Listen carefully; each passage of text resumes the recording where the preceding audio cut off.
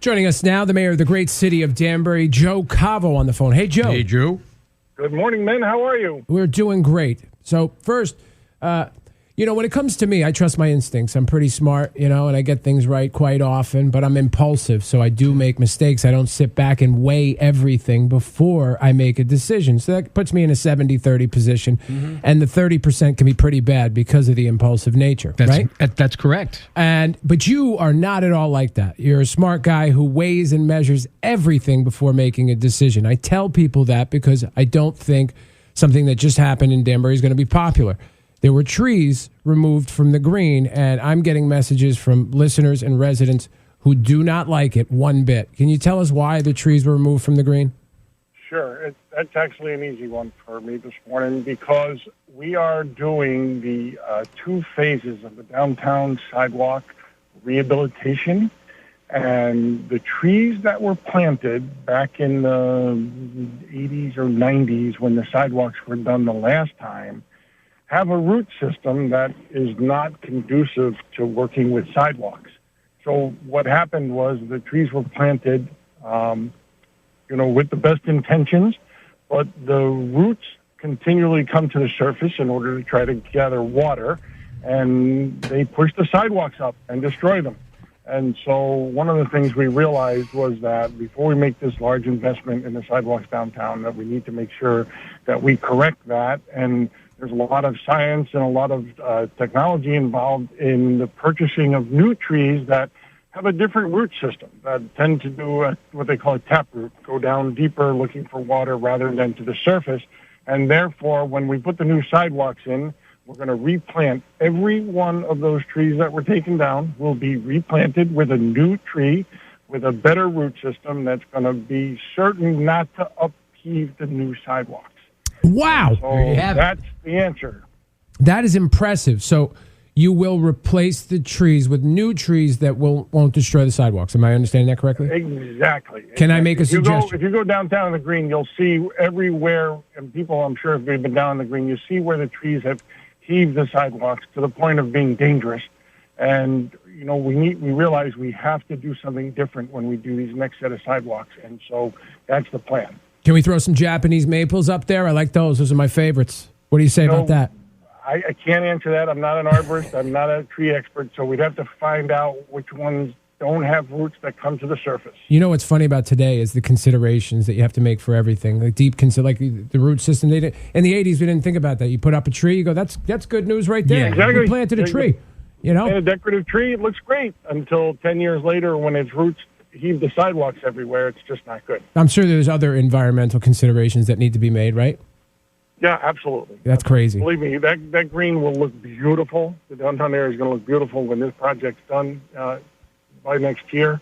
And, people will not, it'll be a short memory of these trees being taken down. Unfortunately, they just were the wrong type to live and cohabitate with sidewalks. I'm not saying that it's crazy to consider the environment. What I'm saying is I've heard about these like environmental impact like reports and studies, and they're quite detailed, huh? Yes, Yep, very involved. There are people that spend a lifetime studying this science, and they work hard at it, and it's to our benefit because we learn from our mistakes, we learn from what we did wrong in the 80s. And, hopefully in 2021, we won't make that same mistake. Speaking of deep considerations, we constantly, Ethan and I are sitting around talking about how to improve the show, what we can do better. And as it comes to these interviews that we're having, right, we have an interesting situation where we haven't encountered here in the past, not quite like this. You come on our show every week as the mayor, right? We have the former mayor on Fridays just because he's a funny guy and we didn't want to lose him. And now we have these 2 candidates for mayor that have emerged in Danbury, Dean Esposito and Roberto Alves. So Ethan and I sat down and said, there's no way we're doing 5 of these things a week, or 4 of them a week. So I wanted to present you the plan as we see it going forward. So we're going to continue to have you on until about, what did we say, September? September, Ethan? Is that what we said? Sure. September sounds good. September. And then we will transition away from you and Mark for a short period of time to let the candidates do their thing back and forth. Because I'm not doing tit for tit for 8 months. No. It's not happening. Whatever that means. Tit for tat is what I meant to say. You understand, Joe, right? I think that's an extremely wise choice. Yeah. Or then we'll go ahead. I'm sorry. Applaud that. And then after that, we'll reconsider, find out who's the funniest of all of you, and then that's the person we'll have on every day. That's incorrect. Joe, that's a great decision. I think that'll help get the word out to the public from the candidates, and I'm riding off into the sunset, so to speak, and so don't necessarily have to hear from me every week, but it would be good to hear from folks that have an opinion of what they want to do for Danbury going forward, and it's great for you guys to make that decision. But Joe, I'll miss you.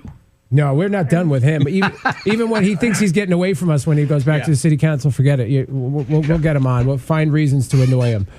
Absolutely. So we were talking off the air. You play lotto. There were 2 more lottery winners in Danbury recently, and I think 10 years from now, and I've been saying this for about a year, because we've had so many lottery winners and feel like in Danbury, there's going to be a documentary about the Hat City and all its lottery winners. I smell something foul here. That is my... What? How could you have so many? We have 2 a year. Because of the guy who comes into the mobile station on Paid-Narrum Road every morning at 5 o'clock and stands there for 10 minutes. He gets $100 worth of lottery cards, the same ones every day. And this is how, I'm not kidding you here, this is how he makes his living. Because occasionally he hits. I don't understand. But I have to wait for him to get my damn cup of coffee. But wait a minute. It can't be normal for a city of this size to have the amount of lottery winners that we've had over the last 5 years. It's a lot. What do you think, Joe? I don't know. I'm a lottery player. I'm a regular lottery player, and I always think, gosh, everybody wins all over the place except for here. So I guess it's your perception. You can't win if you don't play. That's right. That's it. We know about your history with diabetes, but you do eat meals, right? Do you ever eat beef cheeks? Because we're looking for a good beef cheeks recipe. Yeah, no, I can't say that I've ever had beef cheeks. Is that I've bad? Never heard of it. Is that bad for your diet, beef cheeks? No, I would. Well, it depends on what's in it, but if it's primarily protein, it's not bad for me at all. Has anybody ever called you beef cheeks? Yeah. That'd be a good nickname for you. Mayor Beef Cheeks on the phone, Ethan. Not likely. Look, I have a question. Did you have anything to do with the company that was hired for the Danbury Carnival, or was that strictly the Danbury Fair Mall? That's strictly the Danbury Fair Mall. I got to tell you something. These people were awesome. Were they? I took my grandkids there, and I lost my wallet there, and I figured, that's it. I'm done. Somebody picked it up, turned it in.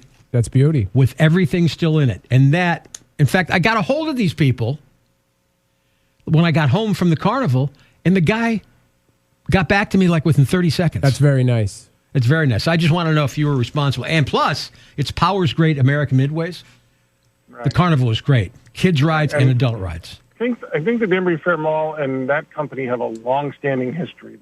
They were very good. Together very well. They put on, a great carnival year after year, and there's probably more reasons than one why. All right. Is there anything else that we wanted to sneak in this morning? Is there anything on your mind on the agenda today that's important for folks to know before we let you go? Hey, Danbury High School's graduating today. Two graduations, one at 2 o'clock, one at 5 o'clock. We're excited about our graduates and their prospects as they move on into the world. We had a bunch of middle school moving up ceremonies yesterday, and this morning I'm heading to the AquaTurf because our chief of police is going to become the president of the Connecticut Police Chiefs Association for the next year. Wow, congratulations to Chief Rittenauer. Well deserved. And very, very well deserved. And so I'm going up to administer the oath this morning, and it's an exciting day. I've worked at the AquaTurf. I've DJ'd up there, and they have the best appetizers of any place. I don't even know what you guys are talking about. Okay. Joe, thank you for your time, as always. We appreciate it. Congratulations to all the graduates today. That's good stuff. Thank you. And you guys have a good day. Stay cool. Okay. All right, Mayor Beef Cheeks.